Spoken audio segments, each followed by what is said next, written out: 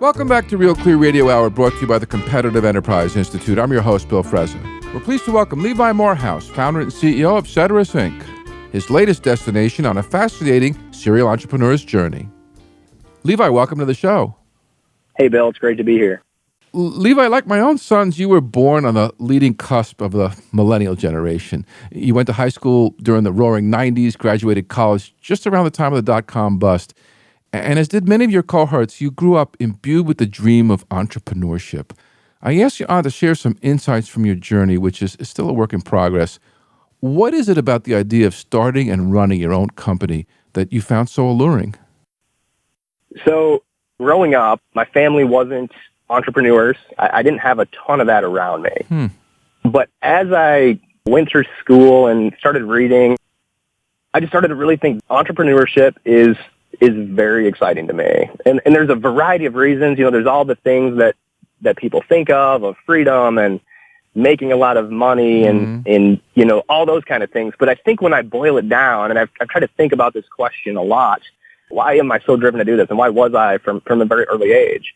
And I think it really comes down to being able to know with more certainty that what your actions, what you've done, your career, what you're working on is working or not working, and knowing that it was your effort that made that happen. And there's a lot of ways you can probably do that in a lot of professions, but to me, entrepreneurship was the best way to say, I'm in control of this situation. I can change things. There's a million levers to be pulled and switched and tried and tested, and you can fail and you can keep trying and you can try it differently, and kind of having that ultimate knowledge that at the end of the day, it was me that either made it work or made it not work. I guess heart surgeons get that feeling too, but we can't all do that for a living. True. If I had that skill set, maybe I would have gone a different route. You know, you earned a CPA certification, which is an honorable and decently compensated trade, and could have easily taken a low-risk path to a safe middle-class life. I mean, what turned you off to that option? So, again, I kind of had this desire to be an entrepreneur from early, before college, you know, definitely in high school and whatnot. But during college, kind of practicality took over. So I was in college, accounting worked. It kind of clicked with me. I do really enjoy accounting and numbers, and, you know, I'm one of those really strange people that actually is into that. Like spreadsheets. Exactly. I love spreadsheets. Oh. Excel gets me very excited. I can't stand them. I can't think in spreadsheets. It's really funny because, you know, I needed it in business, but it just, my mind doesn't work that way. Yeah, it's a weird side note. When I have an idea, like I think I'm relatively creative in a business standpoint, but I vet all my ideas with a spreadsheet. So if I think of something that might work, I go and I create a spreadsheet around it somehow, and that helps me get my thinking straight. But ultimately, the practicality, I was getting accounting, and I thought, wow, just like you just said, accounting, it's a great career. Everybody gets a pretty good job when you get that degree if you do okay. You get your CPA, now you've got this extra level of earning potential and whatnot.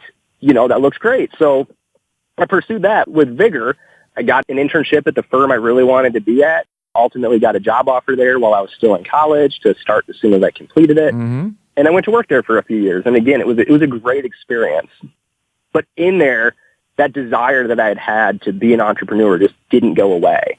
I would walk out of there every day, and it wasn't exciting enough to move up, you know, in the firm. It wasn't exciting enough to have done a great job on that audit and got a great performance review and whatnot. There was something in me that wanted to do something on my own, and I felt like I was selling myself short if that wasn't something that I pursued. Levi, unlike most of the tech entrepreneurs I work with, aside from your training in accounting, you've got no particular roots in any field of business. You tried your hand at real estate, telecom, refrigeration, and home care businesses before you got to your current effort. I want to walk through those one at a time. Each must have been a pretty unique learning experience.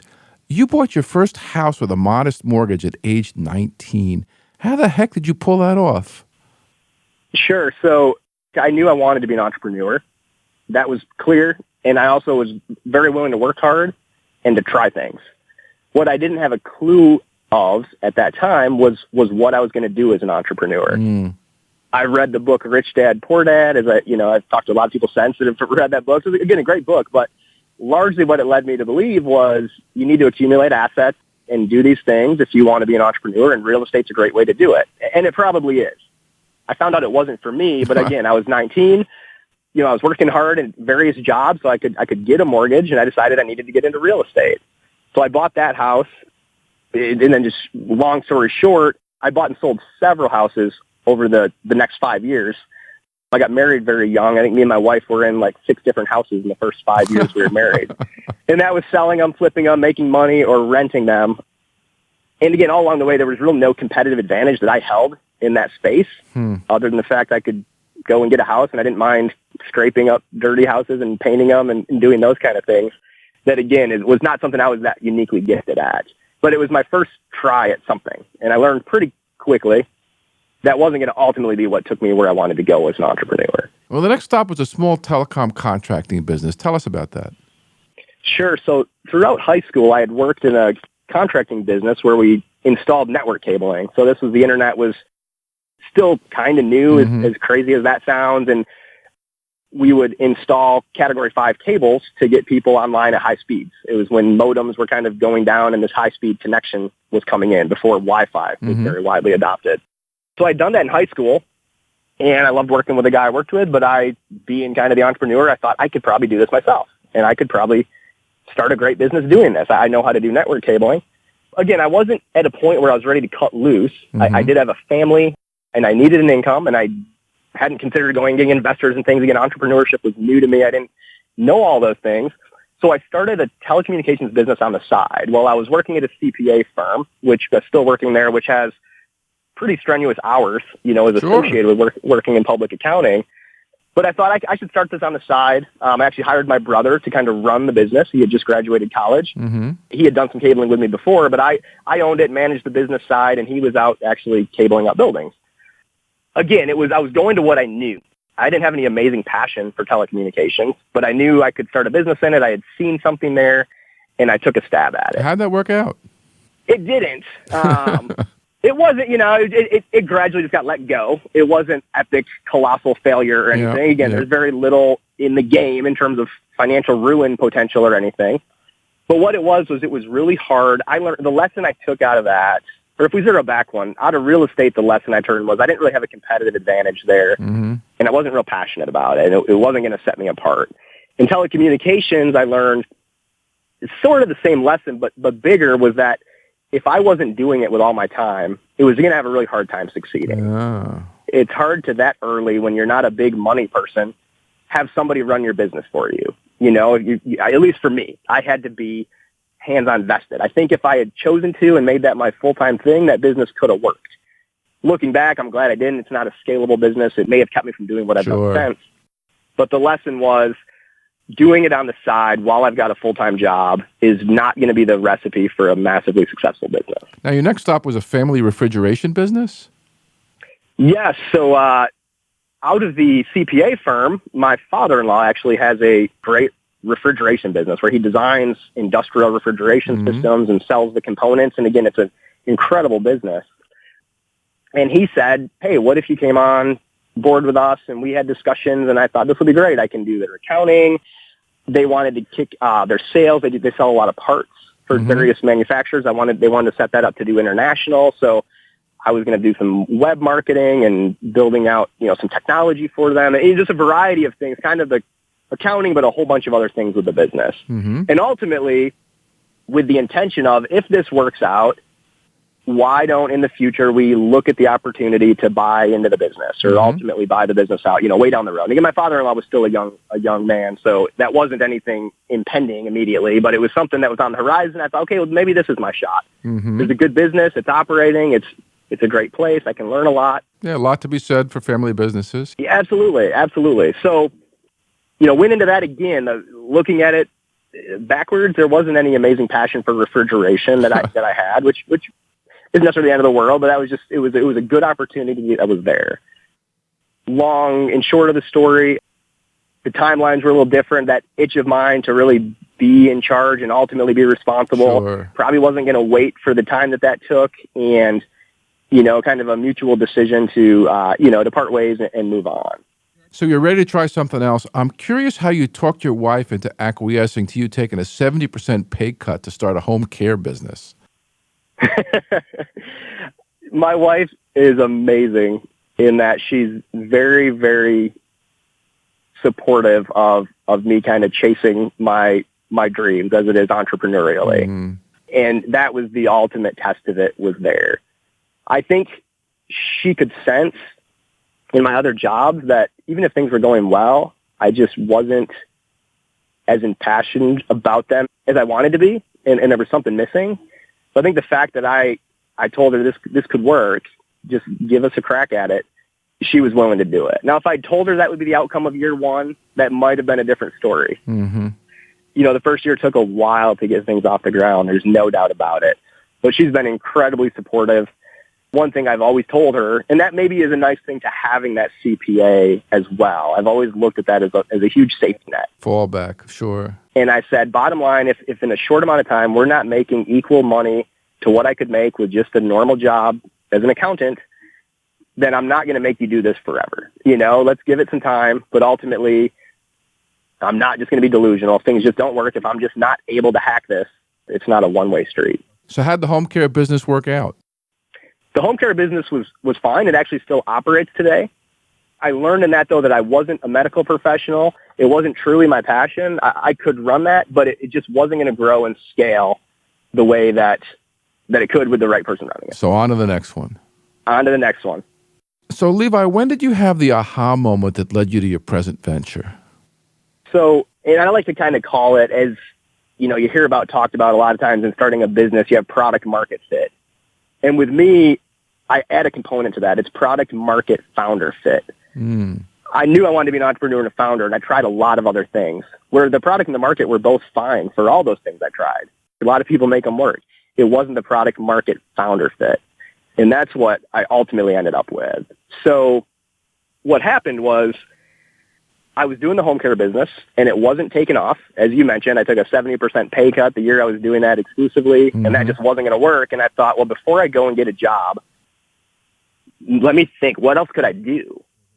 And I thought, in my whole life, again, being a nerd, and maybe I assumed everyone was, but I had always loved keeping a budget, tracking things in Quicken or Mint.com or on spreadsheets. And again, at the small businesses I had worked at, even way back in high school, they must have noticed I was kind of a nerd because they'd ask me to set up their accounting and do it in, you know, the oldest versions of QuickBooks and things like that. I'd always enjoyed that stuff.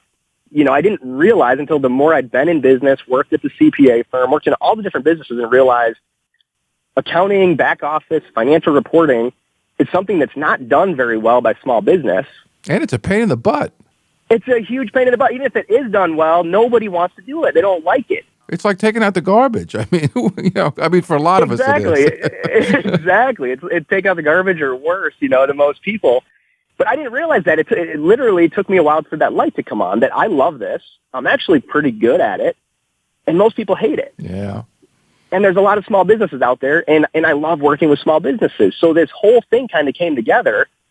And I won't make it sound like a magic moment. I didn't just immediately was convinced this can be an amazing business. I thought this has the opportunity to be something very, very big.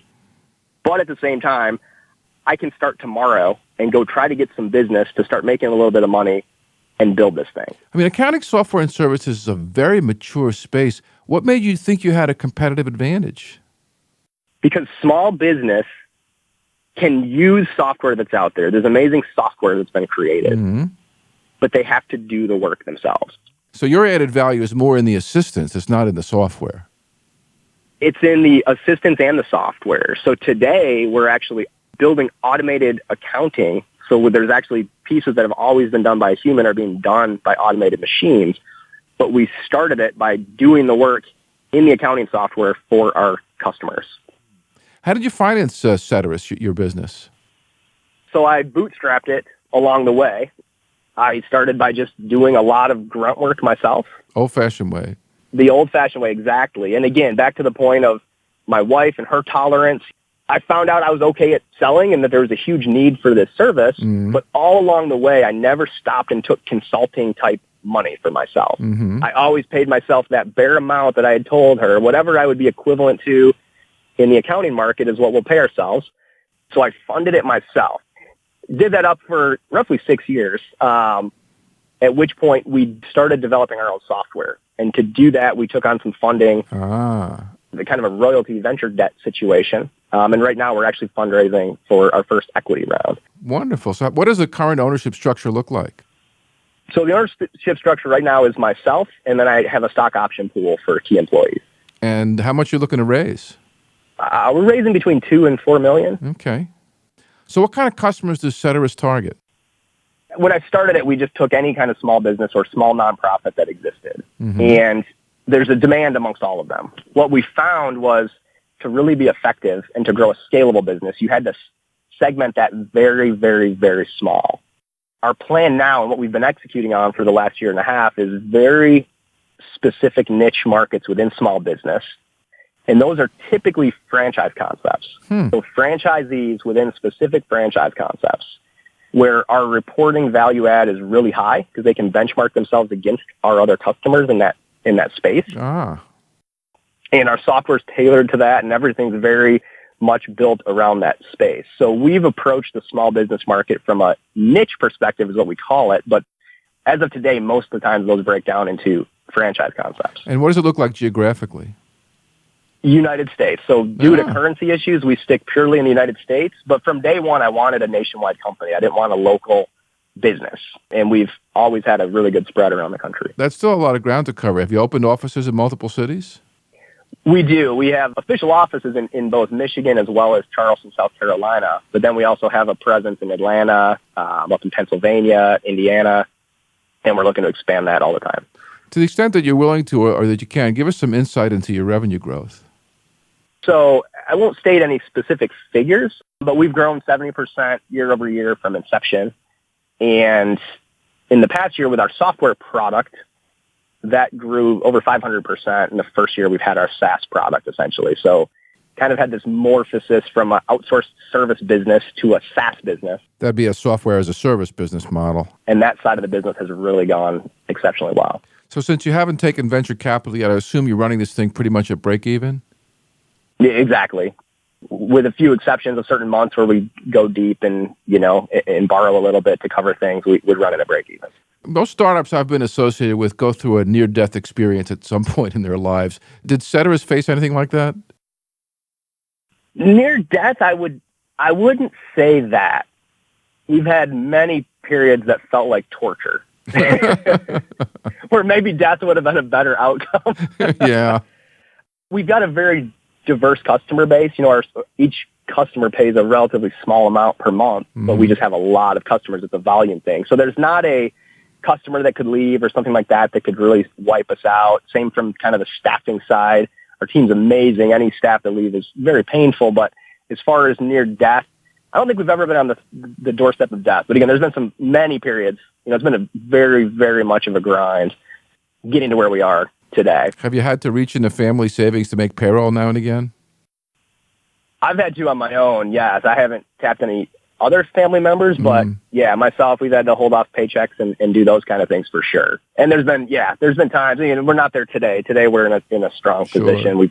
That's more managed, but in the past there was lots of times where, the company credit card, everything was tapped out and we just figured, we always squeak by. So certainly had some of those. So before you talked about the importance to yourself, to your psyche of demonstrating impact of your product or service, what's it like when an entrepreneur begins working with you? So I'll give a brief story of a customer of ours, and this very much fits the case of what we see oftentimes. But this particular case, the guy was working in corporate America as a salesperson and just had that itch that I was talking about. He'd been in corporate America for a while. He was very successful. He started looking into franchises as his way of becoming an entrepreneur. He ultimately settled on a concept, found a partner, opened a location, found out that he was really good at this. He could build a team. He could get clientele. Things were going really well. So he added another location, and a third location was to come on soon. Off the bat, like so many people do, he set up his own books in QuickBooks and was running them, and it helped him understand his business for a minute. But all of a sudden, he looked back, and his nights and his weekends were tied up doing his accounting, and it was getting behind, and he wasn't getting numbers to tell him where he was. So he goes and hires a local bookkeeper, which can be great, but it's tough. And this bookkeeper didn't understand the specific franchise concept that he was in. They were a fine bookkeeper, but also, like so many bookkeepers, it was a single person who might be a few days late on financials or, get sick or go on vacation. Yeah. So there's just things you're dealing with. So he still had to kind of manage that process. Ultimately went through 2 or 3 of these bookkeepers. Finally, he met Ceterus. We jumped into the picture. We take things immediately. We pull things off the plate of the small business owner or whatever they've been doing, and we handle it from day one. We ask questions if we need help, but we ultimately automate that process so he's not managing the accounting process any longer. Additionally, he's got insight into his numbers that he did not have before. So he understands versus his relevant peers how his business stacks up, how he can be more profitable. Right. How he could lower his highest costs, how he can improve performance in certain areas. It's the strategic part that matters. Absolutely. So that absolutely matters. In addition to giving him some time by not managing accounting and also getting him a consistent product, he had better insight on his business. Ultimately, what gets us excited is he's now got 6 locations. He just bought into another concept where he's going to grow incredibly. Him and his partner are living out their entrepreneurial dream, and we get to be a part of that, a part of helping that. And I absolutely love that. So what does success look like to you? Paint us an upside picture. I mean, are you going to take this public someday? Are you going to flip it, or do you imagine making this a long-term career? I imagine doing this for a very long time myself. I would love it to be the kind of business that goes public, and I learned the ropes on that as I've kind of learned to step it from me to a small team to a decent-sized team and to kind of take it the rest of the way up. So I'm very ambitious with that. The need in the market is huge. I feel like it's not currently being met, and we're very excited to be able to do that, and I'd love to be a part of it for the long haul. So, Levi, having been through these growing pains, having finally found your passion, and it looks like you've struck oil here, what advice do you have for young people just starting out in their entrepreneurial careers? I would say finding that product market founder fit is absolutely vital. And to do that, I would say look at what you're uniquely good at and be objective with that. Don't just think because you're good at it, everyone's good at it. Again, I think I was blinded to that for a long time. It was something that most people didn't love, and it was actually valuable. Find something like that that actually has a market that can be serviced, and I think that is absolutely where you'll have the most fun. In those times that are a grind, that feel like torture, if what you're actually providing is something you're good at and enjoy, I think it helps you push through those, and that's actually the kind of value the world needs. Well, Levi, thanks so much for coming on and sharing your stories. Good luck, and do keep in touch. Excellent. Thank you. That was Levi Morehouse from Ceterus, Inc., here on Real Clear Radio Hour, brought to you by the Competitive Enterprise Institute. I'm your host, Bill Frezza. Real Clear Radio Hour is a partnership with Real Clear Politics, which the New York Times has called an invaluable tool for anyone interested in politics or public affairs. You can check out Real Clear Radio Hour on Facebook or follow us on Twitter at Real Clear Frezza. We'd like to take a moment to thank our long-term sponsor, Old Boston Restorations. Old Boston is a boutique property management company located in Boston's South End. Visit them online at oldbostonrestorations.net. Please join us next week when we examine the 35-year history of the Massachusetts tax revolt called Prop 2.5 and do an economic checkup on Obamacare. See you then.